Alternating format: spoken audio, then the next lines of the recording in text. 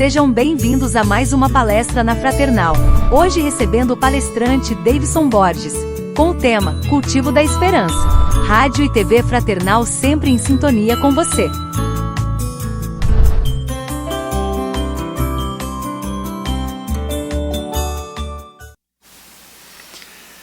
Boa noite a todos, ou boa tarde, ou bom dia, dependendo do horário que estão nos ouvindo.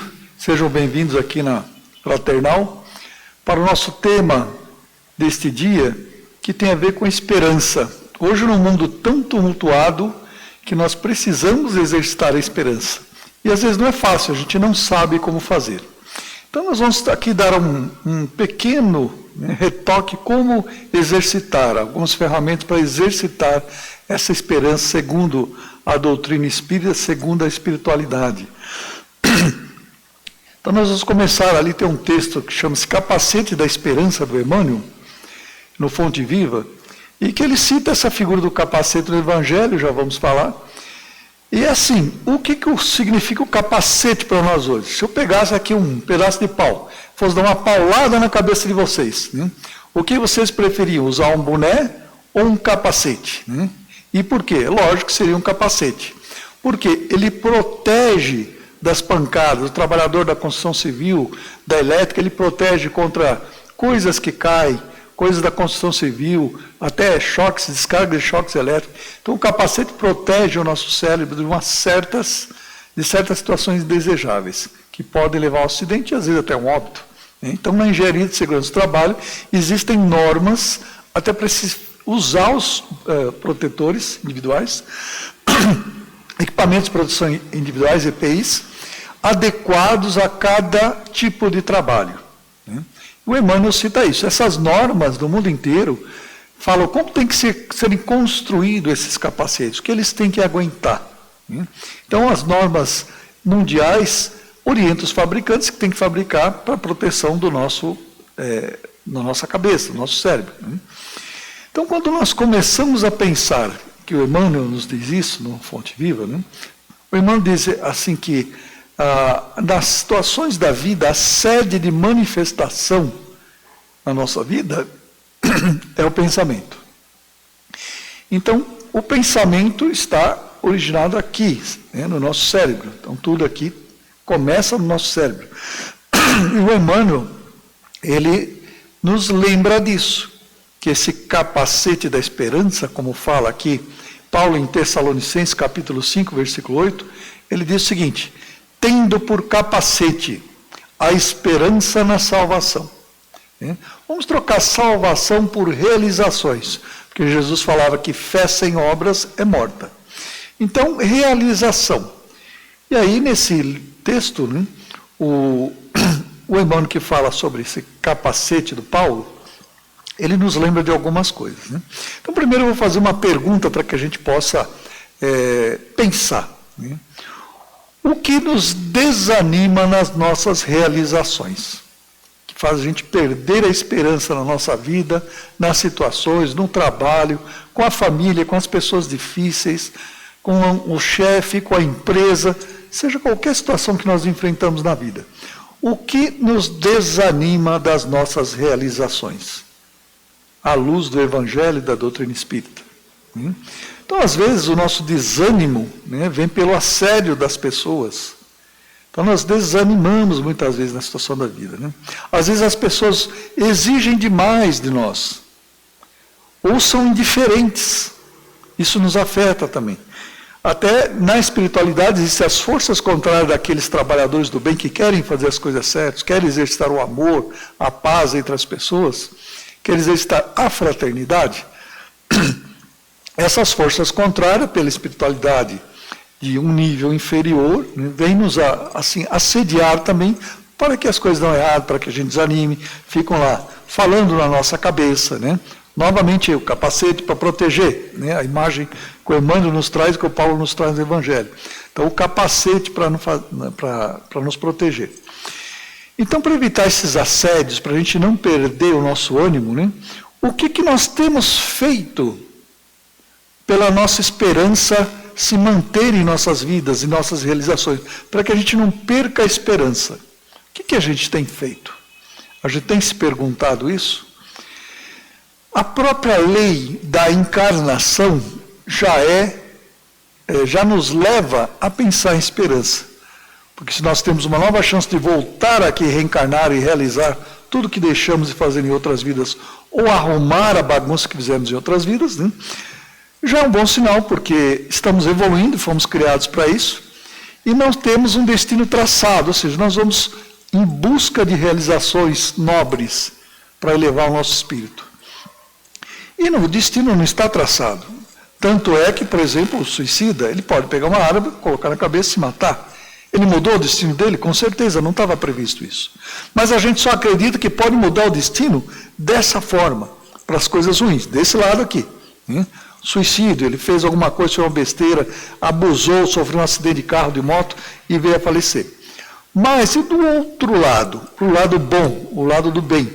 Será que a gente não pode fazer coisas, mudar coisas na nossa vida que podem nos levar a patamares mais altos de evolução? Por que a gente não acredita? Acredita no outro lado e não acredita nesse lado, que a gente pode realizar coisas que vão fazer diferença na nossa vida e das pessoas. Então, o nosso livre-arbítrio permite isso, nós temos essa liberdade. O Richard Bach, um escritor norte-americano famoso, né?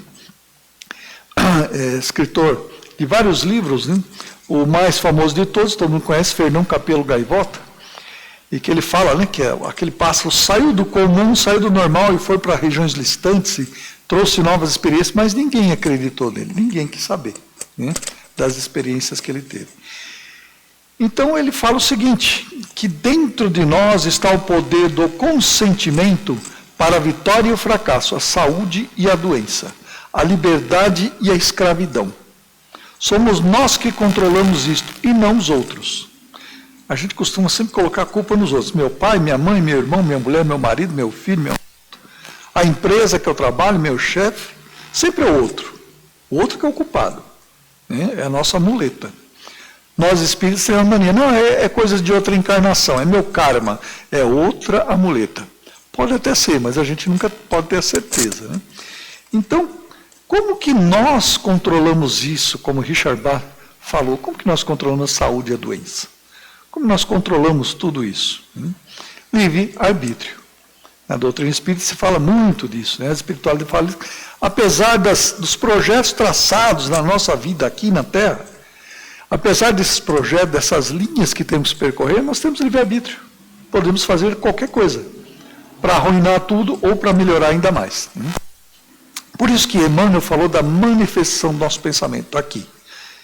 E o Paulo diz, capacete da experiência, para proteger contra essas coisas que vêm de fora. Tanto do plano espiritual mal intencionado, quanto das pessoas, quanto da mídia, quanto das situações da vida, para que a gente não perca a esperança.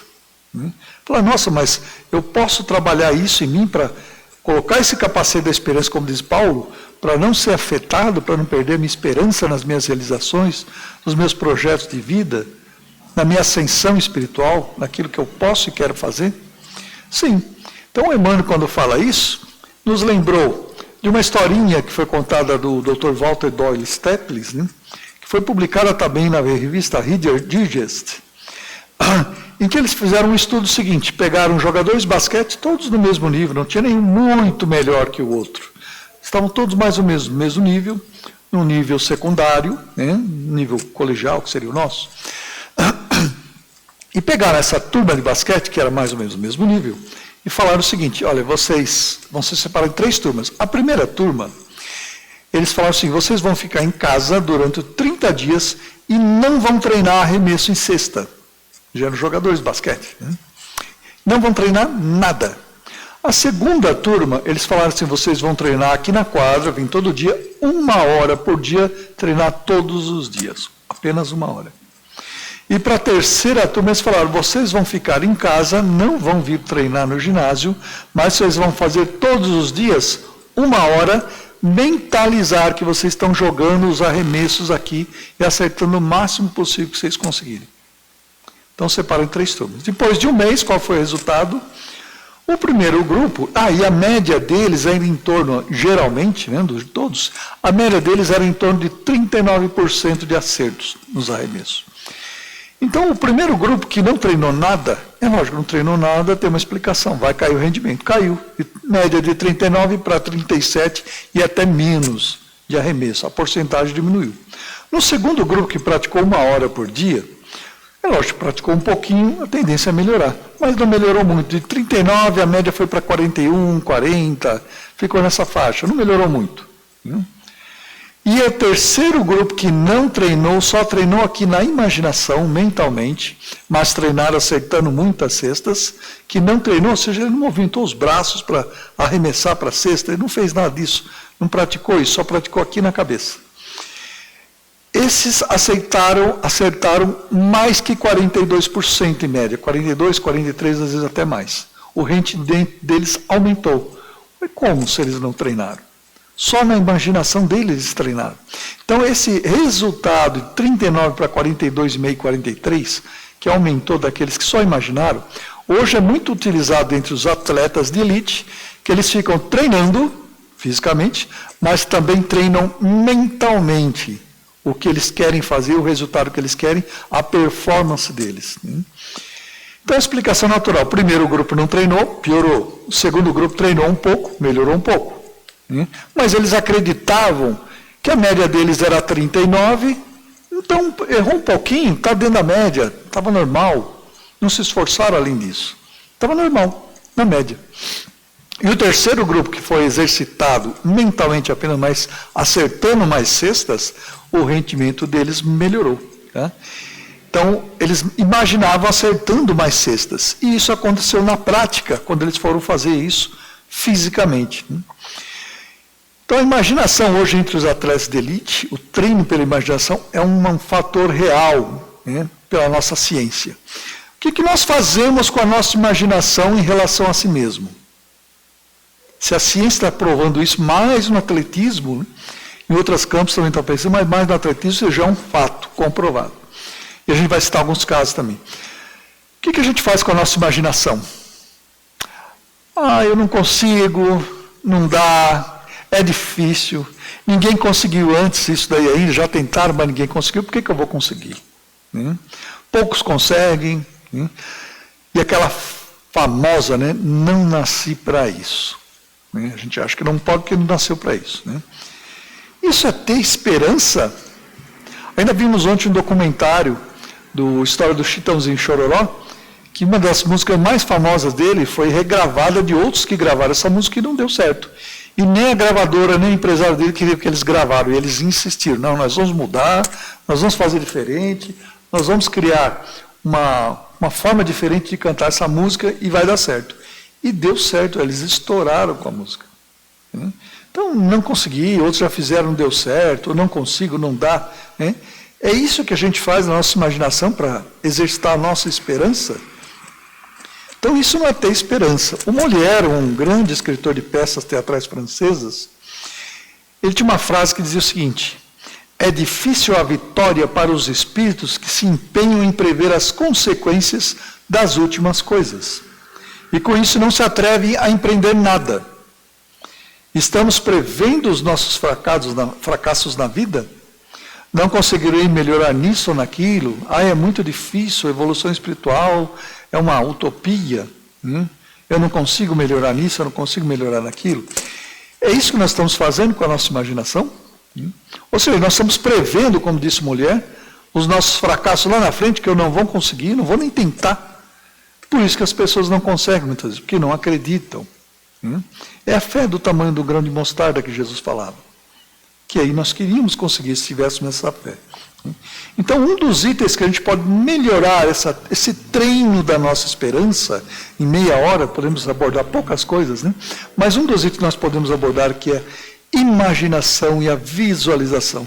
Cientificamente está comprovado isso. No atletismo está muito que comprovado. Tanto que muitos cientistas falam assim, tudo que o homem criou, primeiro ele imaginou na sua mente, depois ele cria exteriormente. Então, tudo que a gente começa a fazer na vida para melhorar espiritualmente, melhorar materialmente, que seja, começa dentro de nós. Por isso que Jesus insistia tanto em falar, o reino de Deus está dentro de vós. Tudo que você precisa está dentro de você. Por Porque começa aqui dentro com essa reforma íntima, melhorar a nossa casa interior, né? Tem algumas pessoas que realmente pensavam ao contrário, né? Que não paravam para falar, não, acho que não vai dar certo, eu estou pensando muito alto, eu estou sendo utópico, eu acho que eu não vou conseguir. Então essa pessoa pensava diferente. E ela falava assim, que ela queria melhorar em tudo, sempre. Como a gente não está numa palestra com o público, eu pergunto para o público, ninguém sabe o que é essa frase, geralmente não sabe, eu coloco de propósito. Depois ele fala assim também, ele tinha uma frase que fala assim, o importante é vencer tudo sempre. E as pessoas ainda não sabem, eu tenho dúvida quem seria. E a outra, ele falava assim, que primeiro ele se imaginou chegando na Fórmula 1. Depois ele se imaginou chegando numa pole. Depois ele se imaginou vencendo uma corrida, várias corridas, até se tornar campeão. Preenchendo todos os sonhos que ele tinha. Agora fica mais fácil, né? O nosso Ayrton Senna. Então ele disse que ele imaginou todas essas etapas da vida dele e conseguiu alcançar. O que nós imaginamos espiritualmente para nós? Quais são nossas realizações e sonhos que a gente quer fazer, quer melhorar na vida, quer ter como família, como filho, como filha, como pai, mãe, neto, como estudante, como funcionário de uma empresa, como empresário. Então, o que a gente quer fazer de bom na nossa vida, para nós e para os outros? O que nós estamos imaginando e perseverando nesses sonhos? Então, o Ayrton Senna fazia isso. O Emmanuel fala muito disso, né? Ele diz assim, Emmanuel, imperioso reconhecer, todavia, que a serenidade do cristão nunca representa atitude inoperante, por agir e melhorar continuamente pessoas, coisas e situações. Olha o melhorar sempre do Ayrton Senna aí. Melhorar pessoas, coisas e situações, o Emmanuel diz. E atitude inoperante, a gente não pode realmente só imaginar e não agir, precisamos agir. Quando a gente imagina, nós nos incentivamos, nos auto-incentivamos, vamos dizer assim, a ir em busca das coisas e fazer acontecer, como se diz na gíria. Então, imaginar e sonhar, podemos dizer que é a base para as nossas realizações, que nos dão a esperança. A pessoa que não espera nada, não acredita em nada, não tem fé em nada, ela não consegue realizar muitas coisas, ou nada realmente. O próprio Gustav Carl Jung, médico, psiquiatra, ele tem um dizer dele que fala exatamente isso. Todos os meus trabalhos, tudo que eu criei no plano do espírito, vem das imaginações e dos sonhos iniciais. No dizer do nosso Jung. Outra pessoa também famosa, filósofo, o Emerson, o Ralph Waldo Emerson, formado em Harvard, estudioso, filósofo norte-americano, ele dizia o seguinte, que os vencedores das batalhas da vida são homens perseverantes, que, sem se julgarem gênios, convenceram-se de que só pelo esforço poderiam alcançar a vitória. Então, olha esse detalhe no meio da frase dele. Homens perseverantes. Isso a gente já sabe, temos que ter perseverança. Mas, vírgula, ele coloca assim, sem se julgarem gênios. Então, quem de nós pode dizer que é um gênio? Nós somos pessoas normais, falíveis, cheios de problemas, cheios de consequências do passado que nos afetam agora, problemas emocionais, psíquicos, físicos, às vezes doenças, coisas que nós realizamos no passado, fumamos, bebemos demais e trouxemos consequências para o nosso corpo físico, às vezes espiritual e mental. Então nós somos essas pessoas, não somos gênios, mas o que ele diz? Que se nós nos convencermos que a gente pode realizar mudanças, pode realizar coisas boas, a gente vai alcançar a vitória. Jesus dizia isso de outra forma. Aquele que perseverar até o fim será salvo. Então, a perseverança também. O próprio Charlie Chaplin também dizia que a persistência é o caminho do êxito. O nosso grande Charlie Chaplin, das coisas boas que ele realizou na vida. Não foi um líder religioso, mas trouxe muita alegria para muita gente, para tirar dos momentos de tristeza, muitas vezes. Então, nós na vida temos pequenas coisas que nos ensinam isso também. Quantas vezes nós deixaríamos o nosso filho cair, se machucar, ralar o joelhinho, quando ele está aprendendo a andar? Quantas vezes a gente deixa ele cair para aprender a andar? Quantas forem necessárias? o Criador também é assim conosco. Quantas vezes eles forem necessários para que a gente aprenda a andar. E a gente sabe que ele vai andar, a não ser que tenha uma deficiência física, a gente sabe que aquele nosso filho ou nosso neto vai andar. Então nós estamos imaginando que lá na frente ele vai andar. E a gente insiste, caiu, tenta de novo, até que ele comece a equilibrar e andar. A nossa vida também é assim, o Criador também é assim. Ele não nos pune, ele só permite que a gente caia de vez em quando para aprender com os próprios erros, com as dificuldades da vida, para crescer, para ficar em pé, equilibrado e andar novamente. Então, voltando a Emmanuel, ele cita também que nós temos que ser como um agricultor, que planta flores. Quando ele vê o caule limpo ali, sem nada, sem folhas, sem flores, sem perfume, ele sabe, na tristeza que ele está vendo, que a planta está começando ainda, miadinha, mas ele sabe que daqui a pouco esse caule vai ter folhas, vai ter flores, vai ter perfume. Então ele já imagina lá na frente a consequência do que ele está fazendo. E ele continua trabalhando a terra, regando, trabalhando aquela planta, para que ela se torne uma flor cheia de perfume, cheia de exuberância, bonita. Então o Emmanuel fala que nós temos que ser como esse floricultor. E ele fala também da coragem, do entusiasmo, que o agricultor tem pelas flores que serão amanhã. Flores bonitas, que ele vai vender, ganhar o pão dele, mas vai encher de beleza o planeta Terra também. Então as pessoas não são muitas vezes otimistas quando não têm entusiasmo também. Então, dentro da esperança, nós precisamos cultivar esse entusiasmo com as coisas que virão, apesar de hoje a gente não conseguir enxergar as coisas boas acontecendo em nós e no exterior. Então, em qualquer situação da vida, nós temos que enxergar com entusiasmo que nós vamos dar um jeito de resolver. O Criador vai colocar os recursos nas nossas mãos, interiormente nós vamos buscar um meio de resolver a situação, de melhorar a nossa vida, de crescer espiritualmente, de passar por aquele revés. Quando a gente começa a entender isso, e começa a entender que a ciência também traz luz ao Espiritismo e à doutrina, que os Espíritos nos trazem aqui para nós hoje, que nós somos formados de matéria, então vivemos a matéria. A matéria nada mais é do que energia condensada, segundo Einstein, segundo os cientistas, segundo a física atual, e essa matéria e essa energia é influenciada pelo nosso campo mental, que manipula essa energia. Então, voltando, quando nós imaginamos as coisas, nós estamos manipulando as energias. Tem gente que cria, que nós chamamos pensamentos-forma. Criam pensamentos-forma, e ali, esses pensamentos-forma ficam flutuando em torno de nós e nos influenciando. Alguns acham até que é um obsessor, não é? É a nossa própria criação. Então, nós manipulamos essas energias e essa matéria, entre essa espiritual que fica, nós criamos, sim. E se nós repetimos esses pensamentos negativos, colocando o fator emocional, nos leva à obsessão, à depressão, e vamos piorando cada vez mais, reforçando esse pensamento, e nos afundamos.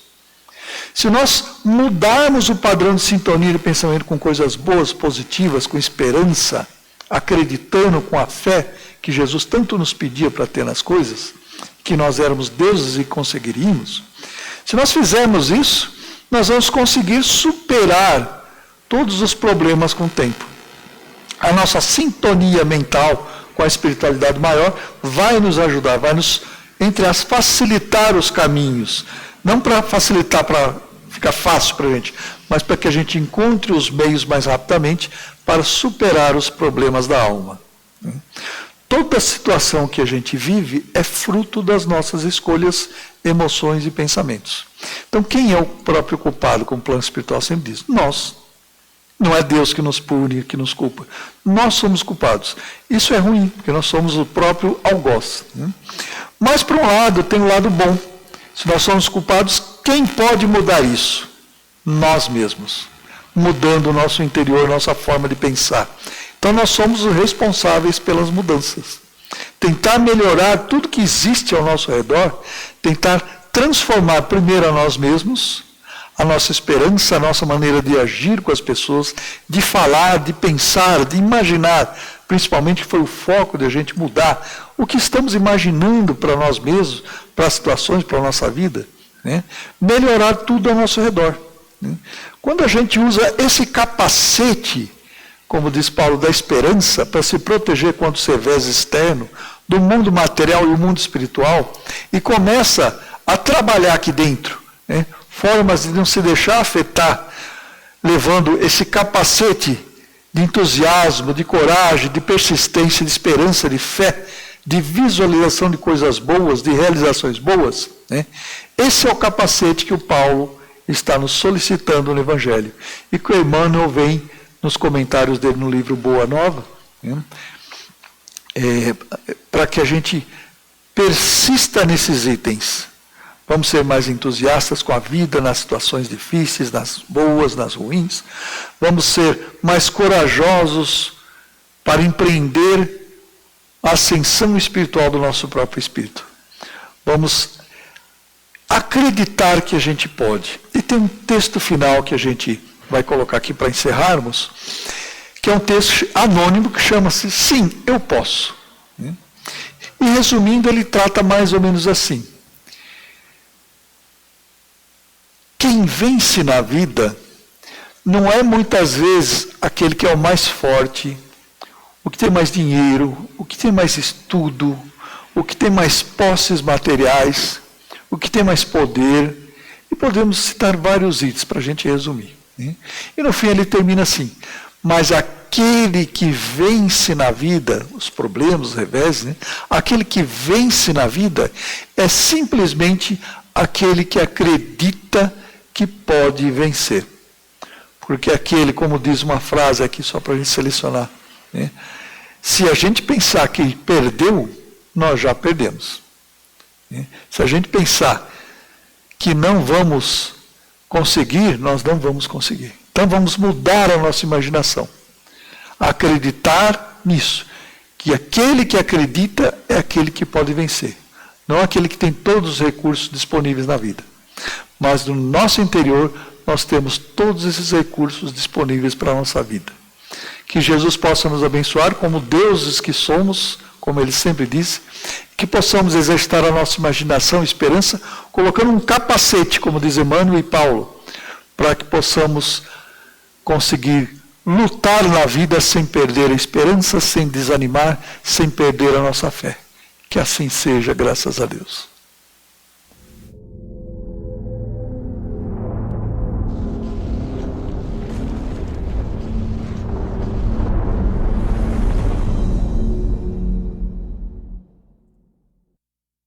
Acabamos de apresentar mais um programa Palestra na Fraternal. Sempre uma palestra diferente com temas ligados à doutrina espírita. Assista pelo YouTube, pela TV Fraternal e também no Facebook. Ouça pelo aplicativo da Rádio Fraternal e pelo site fraternal.net.br. Rádio e TV Fraternal, sempre em sintonia com você.